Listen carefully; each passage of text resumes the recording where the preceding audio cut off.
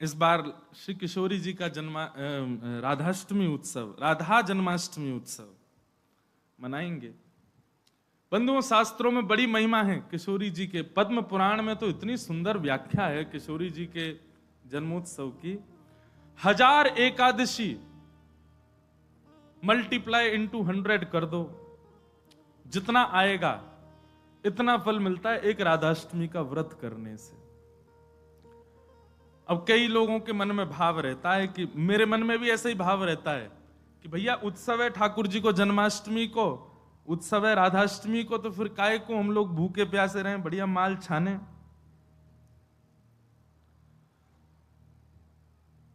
तो भाव तो रहता है, पर शास्त्रों में बड़ी महिमा है।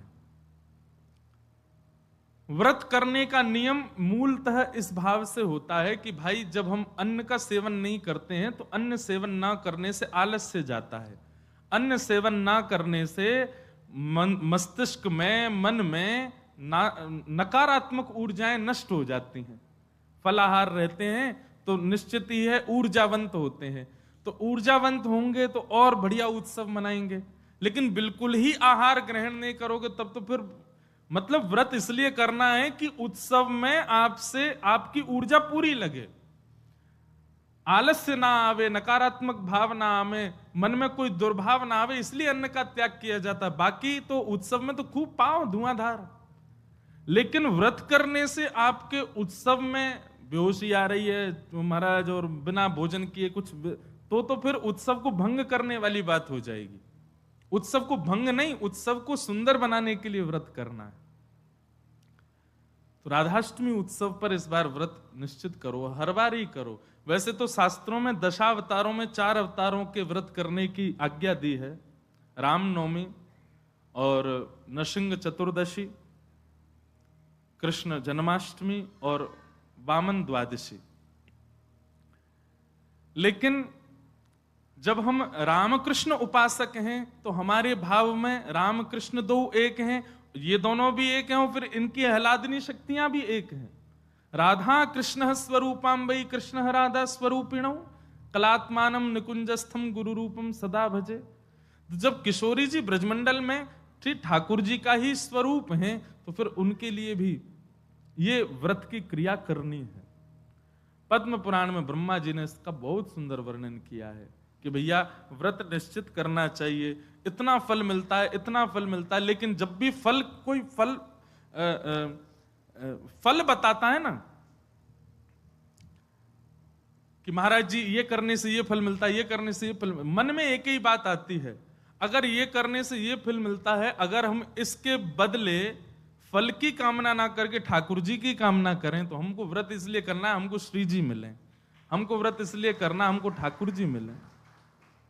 अक्षय तृतीया के दिन लोग दुनिया भर का दान करते हैं, चावलों का दान कर रहे हैं, अन्न का दान कर रहे हैं, स्वर्ण दान कर रहे हैं, चांदी दान कर रहे हैं, जे दान कर रहे हैं, वो दान कर रहे हैं।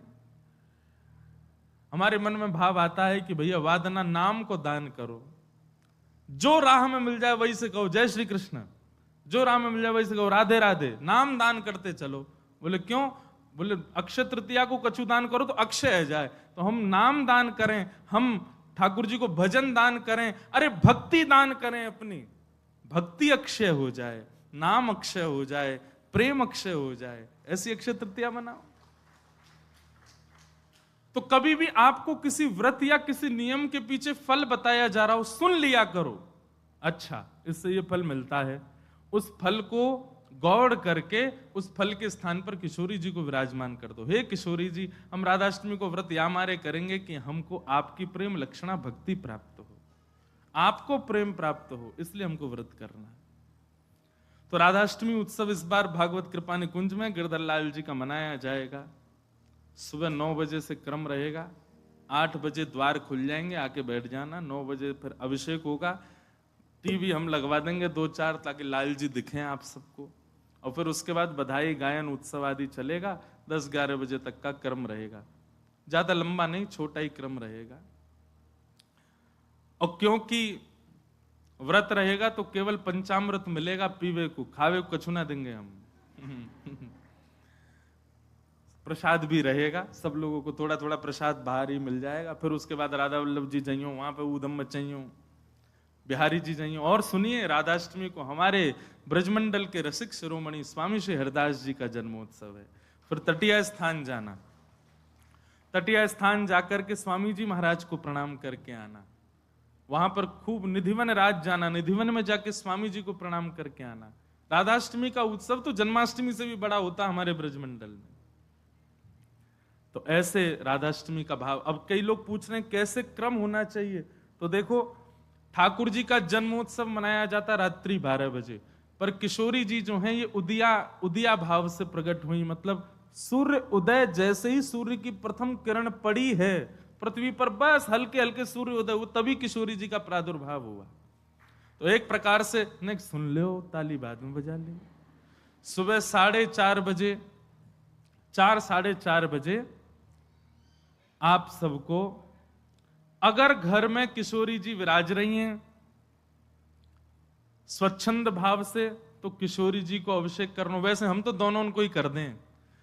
जन्माष्टमी पे भी युगल सरकार, घर के ठाकुर जी जो हैं युगल राधा कृष्ण, उनको करें, और राधाष्टमी पर भी दोनों उनको ही करें। अगर घर में केवल लड्डू गोपाल विराज रहे हैं, केवल ठाकुर जी मुरली मनोहर लाल जी विराज रहे हैं, त्रिभंग लली ठाकुर जी, तो भी उनको अभिषेक करो। उन्हीं को ही श्री जी स्वरूपा मान करके उनको अभिषेक करो। वैसे तो नियम ऐसा है कि जन्माष्टमी और राधाष्टमी को रात्रि भर जागरण करो, रात भर उत्सव करो, रात भर नाचो गाओ, आनंद करो, किशोरी जी को प्रादुर्भाव होगो। और किशोरी जी वास्तव में सेनावस्था में हो, कमल के पुष्प ले आओ और सुंदर सुंदर कमल के पुष्पन के बीच में किशोरी जी के श्री विग्रह को विराजमान रखो, वही में ही पौढ़ाओ। क्योंकि ऐसा भाव शास्त्र में है कि कमल के मध्य से ही किशोरी जी प्रकट भई। तो कमल मध्य में किशोरी जी को विराजमान करो। घर पे ठाकुर जी हैं तो ठाकुर जी को विराजमान रखो। और प्रातः काल 4 बजे है तो महाराज शंखनाद करो, बधाई गायन करो, सुंदर घंटे घड़ियाल नगाड़े आदि बजाओ। वाक्य बाद में दीप प्रज्वलन करके किशोरी जी को प्रादुर्भाव करो। फिर वाक्य बाद पंचामृत अभिषेक करो। पंचामृत अभिषेक करवे के बाद में सुंदर किशोरी जी को श्रृंगार करो। श्रृंगार करवे के बाद भोग धराओ। भोग धरा करके फिर किशोरी जी की आरती करो। आरती करने के पश्चात फिर खूब नाचो, इतने नाचो, हम तो अभी जयपुर में एक बात कह के आए, उत्सव तब तक मत मानो कि नाचते नाचते उत्सव करते करते डॉक्टर के पास नहीं जाना पड़ जाए। अगर आपको दवाई नहीं लेनी पड़ी तो समझो उत्सव मनाया ही नहीं आपने। शादी ब्याह होता है घर में, तो लड़की का जो भाई होता है या लड़की के पिताजी, लड़की के मामा, लड़की पक्ष के, लड़का वाले तो ऊधम करें, लड़की वाले इनकी कमर कसे, उनके जेब में 2-4 दवाई पड़ी रहती है, सिर दर्द की, पेट दर्द की। क्यों, हमारी तो बड़ी 3 बहनें, तो उनको पता है, एक दवाई रखी रहेगी। क्यों, सिर दर्द हो रहा है, सो नहीं पा रहे हैं। तो तभी ब्याह माना जाता है जब पिता और भाई ये बिल्कुल श्रमित हो जाएं, तब लगता है हाँ ब्याह हुआ। श्रमित ही नहीं हुए तो काय बात का ब्याह। ऐसे ही उत्सव में महाराज एक आनंद की बात करें, ये नहीं जबरदस्ती कि महाराज दवाई लेनी ही पड़ जाए। जब तक इतने श्रमित नहीं हो जाओ, इतने नहीं थक जाओ कि महाराज अब कुछ नहीं हो सकता हमसे, पस्त नहीं हो जाओ, तब तक नाचते ही रहो किशोरी जी के आगे, ठाकुर जी के आगे। खूब बढ़िया उत्सव करियो, खूब नाचियो, और फिर व्रत रखो पूरे दिन। किशोरी जी को खूब बढ़िया व्यंजन पवाओ, और पवा करके वो कोई को वितरण करो, कोई अपने काजे थोड़ा रख लो, दूसरे दिन जब नौमी लगे सो वाको पाओ प्रसाद रूप में, पर वादन व्रत रखो। और भैया नहीं रुको जाए तो पालियो, चकाचक पाओ। बोले हमारी श्री जी को उत्सव है, हम तो पाएंगे तो पाओ, कोई दोष भी नहीं। व्रत ना करने से पाप नहीं लगता है, पर व्रत करने से पुण्य बहुत होता है हमको, लेकिन पुण्य की नहीं, हमको किशोरी जी की कामना है। तो इस प्रकार। और फिर एक नियम सुनो, या तो संभावना बने तो सहस्त्र कमल, 1000 कमल, और 1000 कमल की भावना नहीं बने तो 1000 कोई भी पुष्प, लेकिन सुगंधित होने चाहिए, बिना सुगंध वाले नहीं। मोगरा के हो जाएं, हार श्रृंगार के हो जाएं, गुलाब के हो जाएं, और यदि व्यवस्था बन जाए तो कमल 1000 हो जाएं। किशोरी जी के अभिषेक के बाद, आरती करने के बाद, सब आरती आदि पूजन किशोरी जी को भोग लगाने के बाद, फिर उसके बाद 1000 कमल से श्री चरणों की अर्चना करो। अब अर्चना में तो कई लोग ऐसा भाव रखेंगे कि राधा सहस्त्र नाम गाओ, राधा सहस्त्र नाम से 1000 कमल चढ़ाओ, पर हमारी भावना ऐसी, गोपाल सहस्त्र नाम से चढ़ाओ। गोपाल जी के नाम से एक एक कमल ठाकुर जी, क्योंकि भैया धन धन राधिका के चरण,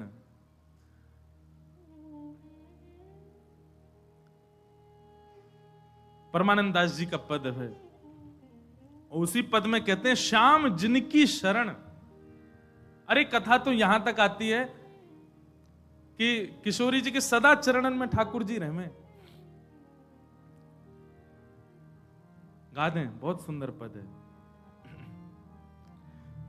धन धन राधिका के चरण, धन धन राधिका के चरण, धन धन राधिका के चरण, धन धन राधिका के चरण, धन धन राधिका के चरण, धन धन राधिका के चरण, धन राधिका। सब लोग गाओ।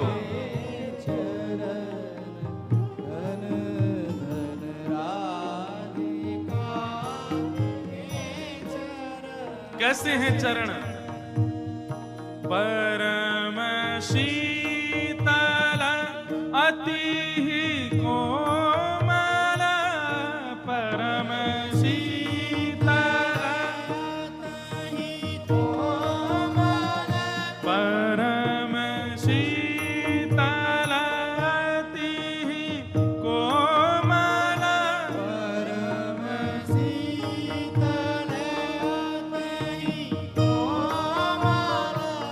कमल के सेवरण, धन धन कमल के सेवरण, धन धन कमल के सेवरण, धन धन कमल के सेवरण, धन धन राधिका के चरण, धन धन राधिका के चरण, धन धन राधिका के चरण, बोलो वृषभानु दुलारी की जय।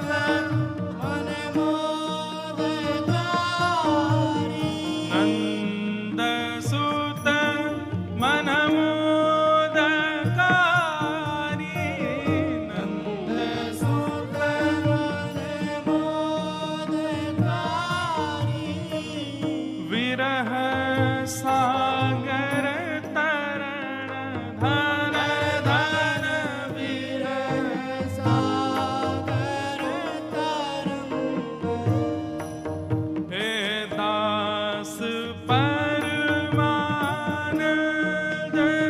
छिन छिन दास परमानंद छिन छिन श्याम जिनके शरण धन धन श्याम जिनकी शरण धन धन राधिका के चरण धन धन राधिका के चरण धन धन राधिका के चरण राधिका के चरण धन धन राधिका के चरण धन धन राधिका के चरण धन धन राधिका के चरण धन धन राधिका के चरण धन धन राधिका के चरण धन श्री राधा रानी की। कैसे अद्भुत चरण है हमारी श्री जी के। सुभग शीतल अति ही कोमल कमल के से वरण धन धन राधिका के चरण। सब लोग इधर देखो, भाव से सुनो। नख चंद्रिका अनूप राजत विविध शोभा वरण।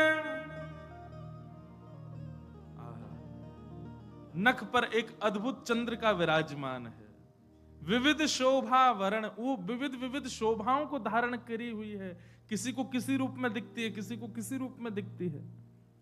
नंद सुत मन मोदकारी। ठाकुर जी को किशोरी जी के मुखमंडल के श्रृंगार में सुख मिलता है, पर ठाकुर जी को उससे भी अति सुख मिलता है किशोरी जी के चरण देखने में। मतलब हमारे गिरधर लाल जी सदा ऐसे ही रहते हैं, नीचे ही नजर रहती है उनकी। क्यों? बोले जब गिरिराज धारण किए तो सामने किशोरी जी खड़ी है, तो किशोरी जी के मुख को नहीं, किशोरी जी के श्री चरणन को देख रहे हैं ठाकुर जी, और नित्य दृष्टि वहीं रखते हैं। वैसे तो लाला के नैन रुके ना, चप्पल तो यूं ही घूमते रहेंगे इधर उधर, लेकिन जैसे किशोरी जी आ जाए ठाकुर जी ऐसे ही खड़े रहते हैं, नीचे नजर करके। नजर सीधे चरणों में ही रहती है किशोरी जी के। मुख को देखने में भी संकोच करते हैं लाल जी। चरण ही इतने सुंदर हैं किशोरी जी के कि वहीं रहते हैं। नंद सुत मन मोदकारी। मन को सुख नहीं, मोद यानी कि अत्यंत सुख मिलता है ठाकुर जी को जब किशोरी जी के चरणारविंदों को देखते हैं। दास परमानंद छिन छिन श्याम जिनके शरण धन धन राधिका के चरण धन धन राधिका के चरण। तो किशोरी जी का अभिषेक करने के बाद, भोग लगाने के बाद, आरती करने के बाद सहस्त्र कमलों से गोपाल सहस्त्र नाम पाठ करके किशोरी जी को चढ़ाओ। और वैसे तो देखो भाव बहुत सारे हैं, पर मेरा भाव तो यह है कि ठाकुर जी के नाम से किशोरी जी के श्री चरणन में पुष्प अर्पित करो। पर यदि राधा सहस्त्र नाम से भी करोगे तो कोई दोष नहीं, बल्कि किशोरी जी तो सब सखियों से कहती रहती हैं, बोले कि हमारे बीच में रहो तो राधा राधा नाम उच्चारण करते रहा करो। तो ललिता जी ने एक बार पूछी, बोले हे श्यामाजू, आपके निकुंज में बैठ करके राधा राधा क्यों बोले? आपको इतना प्रिय अपनो ही नाम? बोले मुंह को प्रिय ना है। तो बोले मेरे चित्त में श्याम सुंदर बैठे, उनको प्रिय है। तो राधा राधा आप उच्चारण करेंगे तब मेरे चित्त में विराजमान ठाकुर जी सुनेंगे तो उनको सुख मिलेगा, उनके सुख के लिए मेरो नाम गाओ। तो यदि राधा सहस्त्र नाम से भी अर्चना करो तो भी ठाकुर जी प्रसन्न होंगे, और गोपाल सहस्त्र नाम से करो तो श्री जी प्रसन्न होंगे। तो दोनों भाव से आपको जो बढ़िया लगे।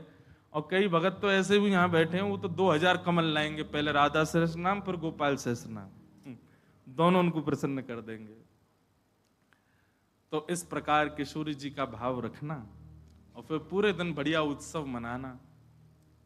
यहीं आ जाना 9 बजे, फिर राधा वल्लभ जी जाना, तटिया स्थान जाना, पूरे दिना ब्रजमंडल को ही रखियो वादना। तो ब्रज तज और कोई भावना चित्त में आवे ही नहीं। ऐसा भाव किशोरी जी के जन्मोत्सव पर रखिएगा। आप सब लोग खूब भाव से राधाष्टमी जन। और एक बात तो मैं भूल ही गया, हाँ, दान जरूर करना। ब्राह्मणों को बुला करके, घर में कुछ संत जनों को बुला करके, स्वयं मत पाना पकवान, उनको पवाना, उनको खूब दान दक्षिणा देना। काय बात की बोले बधाई है हमारी लाडली जी प्रकट भई है, वाकई बधाई बांटते रहो। नहीं तो कछु नहीं चले तो 10-10 की गड्डी ले लियो और पूरे टम्पू और रक्सान में घूमते सबन को बांटते चलो, लो भैया हमारी लाडली जू की बधाई है। अरे उत्साह, ये तो मैं बता रहा हूं मंच से, ये बताने वाली बात नहीं, आपके मन में अपने आप आनी चाहिए ये सब बातें। हमारी लाडली जी प्रकट भैया, हम कहा करें आज।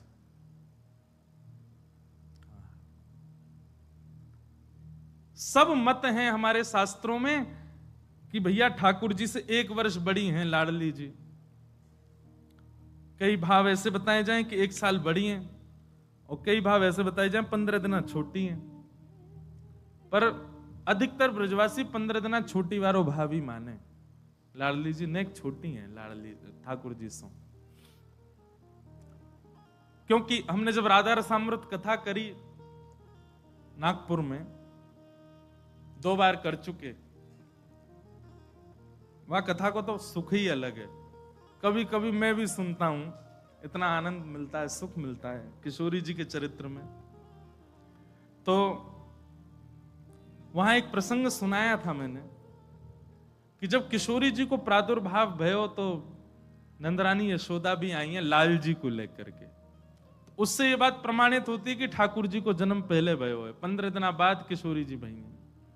पर कई लोग अपनी कई भावनाओं को सिद्ध करने के लिए जबरदस्ती फिर इसी बात पे अड़े रहते, नहीं 1 साल बड़ी हैं लाडली जी, 1 साल बड़ी हैं किशोरी जी। कईयों को ब्याह करने होते हैं ना बड़ी से, तो कह देते राधा रानी भी तो बड़ी थी। देखो आप अपने निज कार्य में कुछ भी करो, पर जबरदस्ती लाडली जी ठाकुर जी को मत लाए करो। आजकल हमारा मन थोड़ा सा एक बात से और व्यथित है। वैसे तो मैं विवाद में कभी बोलता ही नहीं, कितनी सारी चीजें हुई। अब लोग ये भी कहेंगे क्यों नहीं बोलते, आपको बोलना चाहिए। पर हमें एक बात पता है कि विवाद में पढ़ने से वो हल नहीं होने वाली है, इसलिए हम ज्यादा पढ़ते ही नहीं उसमें। पर अभी हमारे पीछे कई लोगों ने फोन भी किया, कई लोग बोले भी, बोले महाराज जी आपको बोलना चाहिए, बोलिए बोलिए।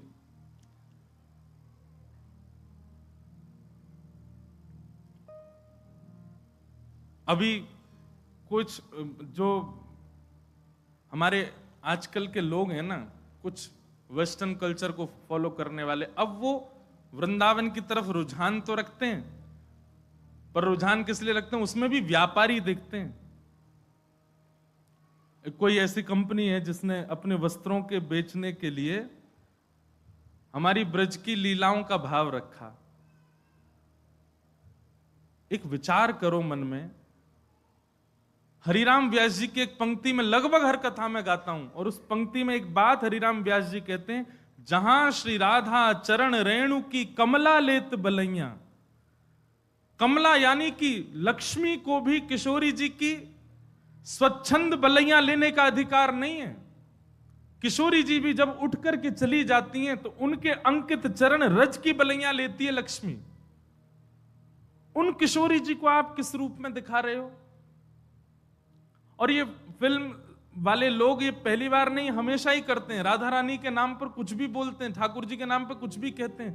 पाप नहीं, ये महापाप की श्रेणी में आता है। असंख्य गौ हत्या का पाप लगेगा इन सब कार्यों को करने से, असंख्य ब्रह्म हत्या का पाप लगेगा ठाकुर जी की लीलाओं को छेड़ने से।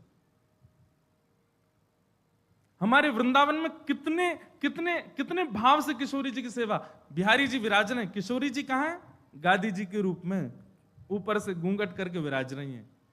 राधा वल्लभ जी में चूड़ामणि के रूप में विराजमान है, घूंघट करके विराज रही हैं।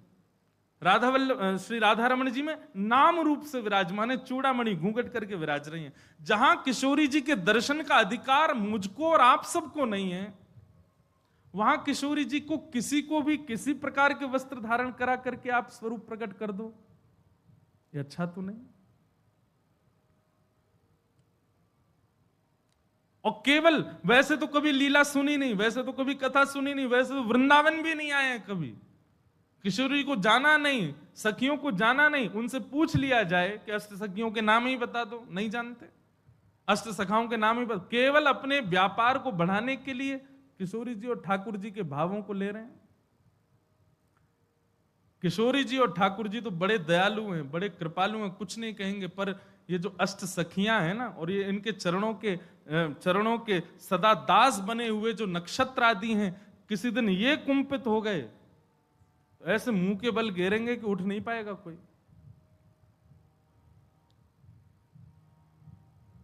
हम प्रार्थना ही कर सकते हैं कि भैया इस प्रकार की ठाकुर जी के भावों को छेड़छाड़ मत करो। हमारे वृंदावन में 40-40, 50-50, 60-60 साल व्यतीत कर देते हैं महापुरुष, मधुकरी पाते हैं, यमुना जल में स्नान करते हैं, सर्दी गर्मी कुछ भी हो फिर भी भोर में मंगला करने के लिए जाते हैं। इतना शुद्ध भाव ठाकुर जी और किशोरी जी के प्रति रखते हैं, तब भी जाकर के राधा तत्व को पहचान नहीं पाते। और आप लोग कभी कथा नहीं सुनते, कभी लीलाएं नहीं जानते, कभी वृंदावन नहीं आए, और सीधे केवल अपनी वस्तुओं को बेचने के लिए ठाकुर जी का आश्रय लेते हैं। जितने भी युवा श्री किशोरी जी के आश्रित हैं, जितने भी युवा वृंदावन से जुड़े हैं, बड़े बूढ़ों को हम तंग नहीं कर रहे, युवाओं से कह रहे हैं, जितने भी युवा वृंदावन से जुड़े हैं, जितने भी वृंदावन के भाव से जुड़े हैं, वृंदावन का प्रसाद एक बार भी जिह्वा पर धारण किया है, किशोरी जी का नाम उच्चारण करते हैं, उर्दपुंड ब्रजरज अपने माथे से लगाते हैं, सब लोगों से हमारी प्रार्थना, आपका नाम जप, आपका व्रत, आपकी एकादशी, आपका वृंदावन आगमन सब व्यर्थ हो जाएगा यदि इसका विरोध नहीं किया तो। किशोरी जी के भाव में सब लोग आगे आइए। कुछ दिन पहले भी विवाद हुए थे, परंतु ये ज्यादा है। ये नहीं तो हमारे फिल्म जगत के लोग तो कभी भी कुछ भी करते हैं, राधा रानी पे ऐसे ऐसे फूड़ गीत भी बना देते हैं, उनके स्वरूप को कुछ भी दिखाते हैं। हम सत्य बताएं, मंच से पहली बार कह रहे हैं, आज तक श्री रामानंद सागर जी के द्वारा बनाई गई रामायण और पुरानी जो महाभारत थी उसके बाद जितने भी राधा कृष्ण या कोई भी ठाकुर जी के नाम से सीरियल भी बने हैं ना, किसी में रुचि नहीं आई आज तक, क्योंकि वो रूप आया ही नहीं जो आना चाहिए था।